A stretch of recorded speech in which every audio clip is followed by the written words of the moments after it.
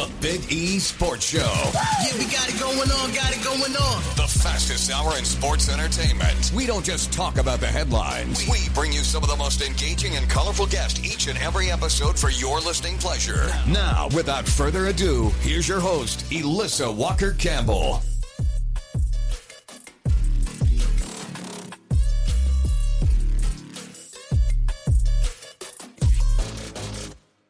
Elissa Walker-Campbell back with you on the Big E Sports Show. And the PGA Tour spotlight shifts this week to one of the most iconic venues in golf as the world's best have gathered at TPC Sawgrass for the Players' Championship. So we're going to dive into the strategy, the players to watch this weekend, and what it takes to survive one of the toughest tests in professional golf. We are always excited to have the opportunity to catch up with Larry Miller, who is a life member of the PGA of America, a former PGA Tour player, and author of 4 books on golf and performance. Happy Friday, Larry. It's good to have you back with us again. Yeah, happy Friday, everybody. Weekend's here. A lot of golf this weekend, hopefully, for all of you. Well, let's talk about TPC Sawgrass. You have been there many times. It is such a unique venue, a demanding test compared to other PGA Tour courses. What's your feel on this particular one? Well, it's unlike any other course they play all during the season. You know, it's very unique, as you said, and they really don't play another course like that. It's a golf course where the placement of your shots, especially the tee shots, of absolutely paramount importance. It doesn't matter what club you're using off the tee. It's one of those courses where the driver, you know, you're not going to hit a lot of drivers on that golf course because you've got to find a way to get the ball in those fairways. If you do, you can score. But that's not to say the approach shots are easy either because the greens are well bunkered. There's some water on the golf course naturally down in Florida, and the greens are not that big. But the real challenge is to put the ball in the fairway because if you're trying to hit out of the rough to those greens, you've got a serious problem. And that's why when this tournament rolls around, that's why they always say the ball strikers, the real shot makers are the ones that play this course so well. And so who are those people? Well, how about the number one player in the world, Scotty Scheffler, who's probably the most precise iron player out there, as well as his tee shots are pretty accurate too. Colin Morikawa, who unfortunately had to withdraw, is another one of those guys that tee to green strikes the ball really, really well.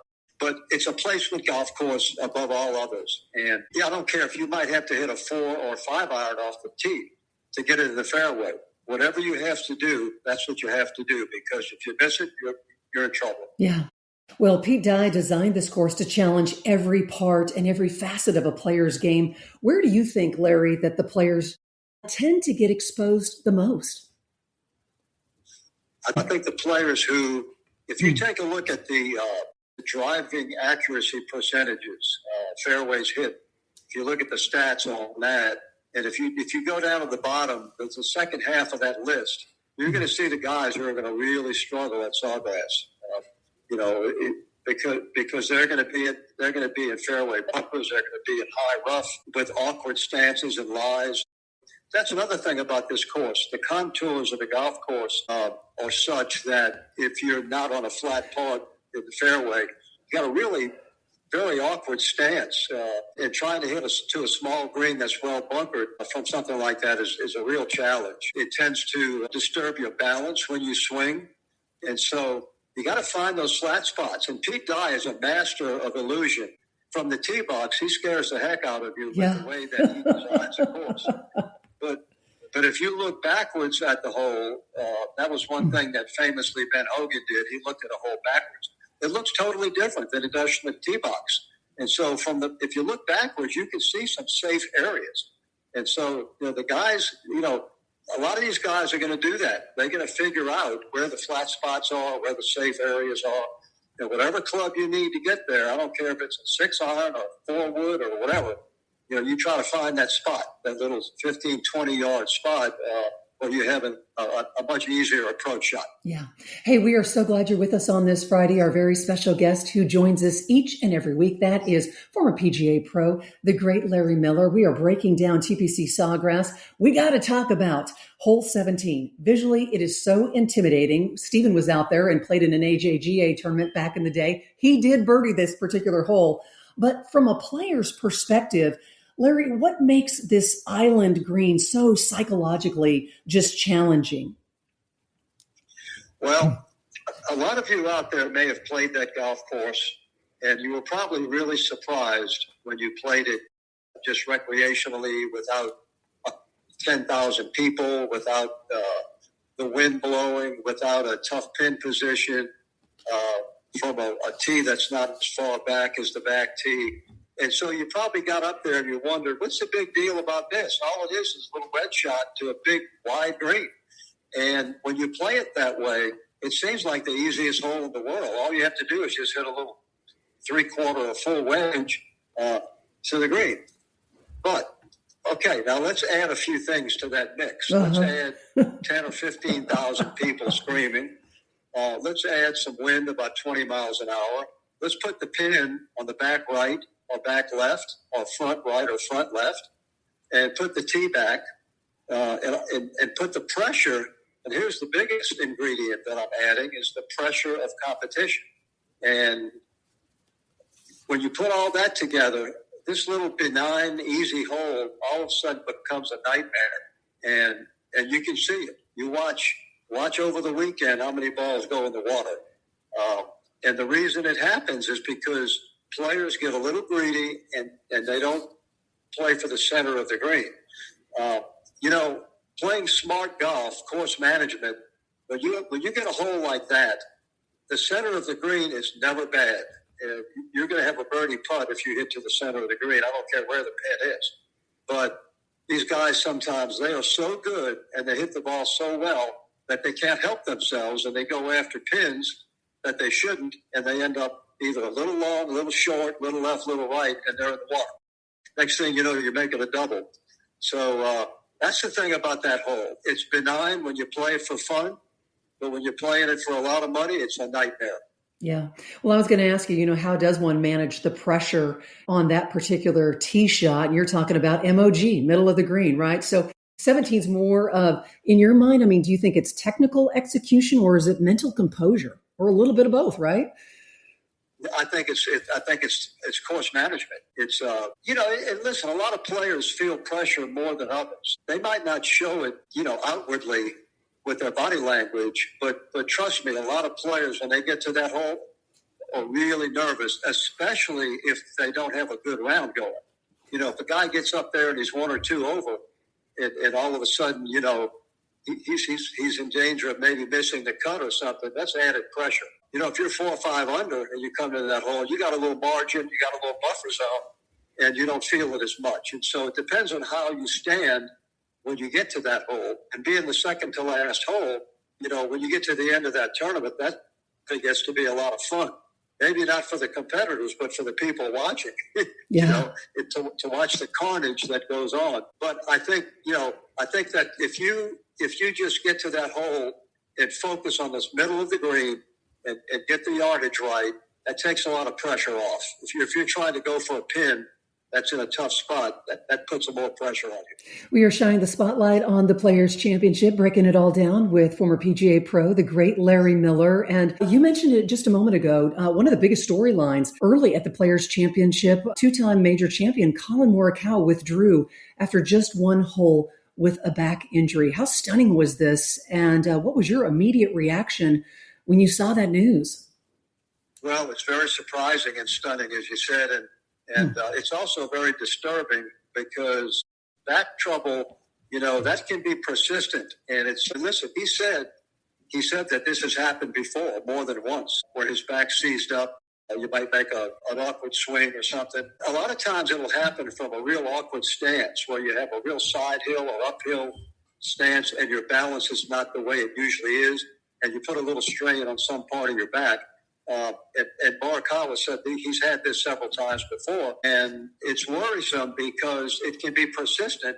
And the thing about it is you never know when it's coming. It's just come out of the blue. And look, the way the guys swing these days with such high speed, the golf swings have become almost violent, the way they go after the ball. And you watch him at impact, and both feet are almost off the ground. And so the back takes a lot of abuse when you swing a golf club that fast. So I would be very concerned if I were Morikawa that he's going to have to, I'm sure, and I'm sure with his trainers and his doctors that he'll consult and figure out a way to build up the supporting muscles in his back to maybe prevent this from happening, on a frequent basis. But it is very worrisome because with a bad back, it makes golf really hard. Yeah. And, Morikawa, he has been playing some great golf recently, including that win at Pebble Beach earlier this season. So how disappointing is this timing for a player who looked like to be one of the favorites this week at Sawgrass? Well, that added to the stunning aspect of it because he was playing so well, and he had to be at least in the top three favorites to win this tournament. Absolutely. Not only because he's been playing well, but because his game fits that course so well with his real accurate ball striking, especially his irons. So it was even more shocking because, here you go, like the second or third favorite in the tournament is gone. So that opens the door, up a little more for some of the other players. Larry, and we've got the Masters just a few weeks away. So what does this type of back injury, it raises certainly a lot of concerns about his preparation for Augusta National. And not only Colin, but Rory has had some issues with his back. Yeah, Morikawa is going to have to really pace and monitor his lead up to the Masters the way that he is getting ready for it and practicing and warming up. And he's going to have to really watch it and not overdo it. First thing he's going to have to do is get over this little episode here as quickly as he can, and then not rush into any heavy duty, practice initially and see how it feels. And you don't want to stress it because the last thing he wants is to not be able to tee it up at Augusta, even though his game, Morikawa's game, it really doesn't fit Augusta as well as it does some other players, simply because he's not one of the longest hitters out there. And Augusta's gotten to the point where, it really favors the long hitters. But he's going to have to really watch it and pace himself. Well, we are paying attention to Scotty Scheffler. Of course, yesterday opened with an even par 72, found himself tied in unfamiliar territory, tied for 40th, which is something we are not accustomed to seeing with world number one. So, Larry, let's break down his game. What do you see fundamentally that is different? Because Brandel Chambly, all the guys were talking about it, that he looks anxious over the ball. His backswing is shorter. What do you see going on there? I think people are looking for a reason to say that he's not winning the golf tournament. Listen, in golf, you lose about 98% of the time, no matter who you are, except maybe Tiger Woods or Jack Nicklaus. But and Scotty has been going down that same road as those two guys. But I don't see anything wrong with his game. I think he's just really getting ready for the Masters and probably working on what he needs to work on. I don't see anything wrong with Scotty. Listen, where did he finish? I don't know, 22nd or something in the last tournament. Before that, maybe in the top 10. But, there's 156 guys out there who can really play. And you can't say that a guy who's finishes 20th is in a slump. That's elite play. So I just think that Scotty's getting ready for the Masters. I watch him swing, and I don't see where they're coming from that his swing looks shorter. I don't see that at all. The club's getting parallel at the top, which is what he always does. And I think this week the ball striking. And listen, he's only 5 shots back. He shot 72 the first round, but he's only 5 back. He's got 3 rounds to go. He could end up winning this thing by 6 shots. But anyway, we'll see what happens. But I think he's just fine, and I think he's going to have another fabulous year like he did the last 2. Well, just watching some of those post-round interviews in the media center, there's been a lot of conversation about his driver, equipment decisions. From a player's perspective, Larry, that's got to be so irritating, and frustrating when, the media, they're running with these narratives and, and then here you are as a player, you're trying to explain equipment choices, right? Yeah, and they did the same thing to Jack Nicklaus. When he won 18 majors. He finished second or third, 23 times, something like that. But every time he finished 10th or 15th, they was asking, "What's wrong with you?" Yeah, but you don't Seriously. realize in golf, like I said, you lose most of the time. Hey, we are winding down our time. Former PGA pro, the great Larry Miller, has been with us, and as we close out this weekend's interview, we want to pay a special tribute to the great Jackie Cupid, who passed away last week. What comes to your mind when I say that name? Well, I think of the old days, with the old guard of Ben Hogan and Byron Nelson and Arnold Palmer coming on, and because he was in that era, and his brother, he had a couple of brothers that were golf professionals. And I remember watching Jackie play when I was a kid in the New Orleans Open. And he was a great player. I can remember his swing. I can see it like it was yesterday. Wow. And he had a very graceful, pretty swing, great player. And I just, it's just another one of those old guards that's not with us anymore. And anyway, he was a good guy. He was very special. Larry, we appreciate you carving out some time, and we look forward to our next conversation. Enjoy TPC Sawgrass and the Players' Championship this weekend. Yep, it'll be fun to watch, and it'll be fun to watch all the carnage on 17. Take care, Larry. Thanks. Take care. Bye-bye.